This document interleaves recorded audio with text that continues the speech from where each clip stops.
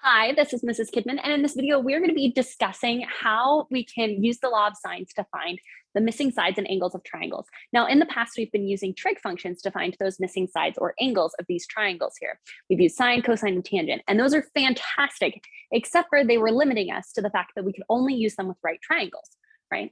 The law of sines is a beautiful property in math that we get to use because what it allows us to do is it allows us to find the missing angles and sides of any triangle, not just limiting ourselves to those right triangles. So we're going to talk about some pretty typical cases where we can use law of sines in order to calculate missing sides and angles. Now, there are those ambiguous cases, which we will talk about in a later video, but for this case here, we are just going to use that basic law of sines to find it. So the law of sines tells us that if we find the sine of one angle, and we use the ratio of the sine of that angle is proportional to the opposite side of it. So for example, if I have a triangle here of some kind, if this is angle A, this would be side A. If this is angle B, this would be side B.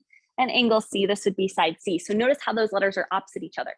If I take the ratio of the sine of the angle over the opposite side, that ratio will be the same for every side and angle throughout our entire triangle. So we can use that these are proportional here in order to calculate what those would be. So let's take a look here, starting by trying to find a missing angle. So if we're going to try to find a missing angle here, so if I wanted to find angle B, that would be our angle up top here. So using the law of sine, what I can do is I can actually use these proportions here to compare how 75 degrees relates to 26 yards and how angle B relates to 24 yards using this property. So we've got the sine of 75 degrees over its opposite side, which is 26, should be the same ratio or proportional to the sine of angle B over 24, okay? And we have explored this previously, talking about the altitudes of triangles and kind of where this law of sines comes from.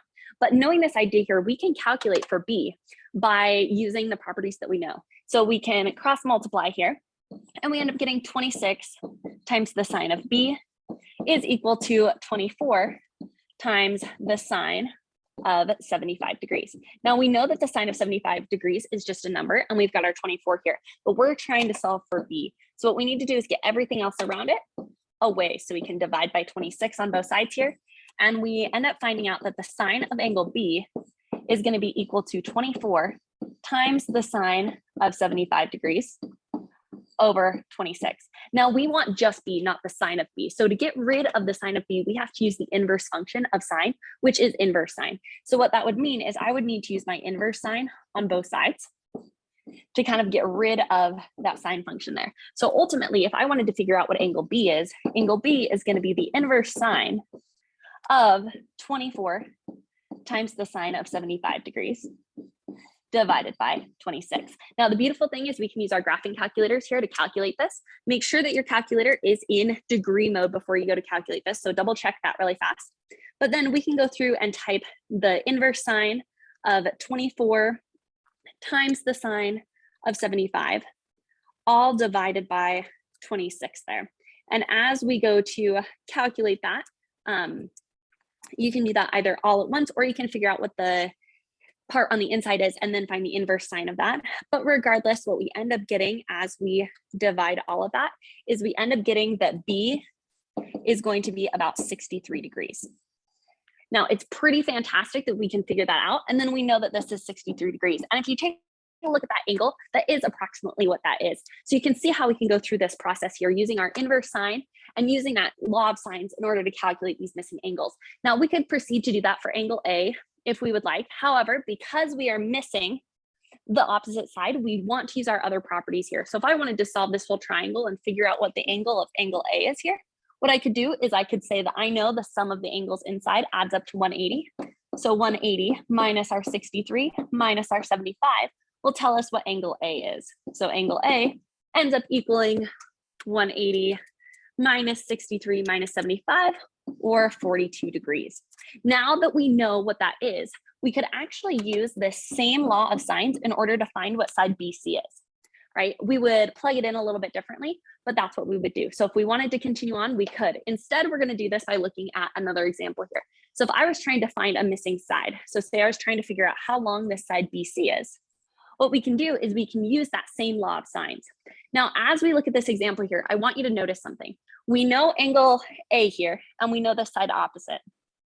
We also know that angle C is 100, but we know that side AC is 21 kilometers. So in order to use our law of sines properly, we're gonna have to figure out what this angle B up top is here.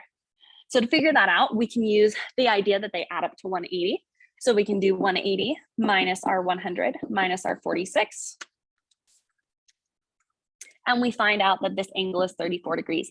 Now that we know what that angle is of angle B, which is straight across from side AC, we can use our law of sines here. So using that idea, we know that the sine of 34 degrees over 21 is the same ratio or proportional to the sine of 46 degrees over our side BC.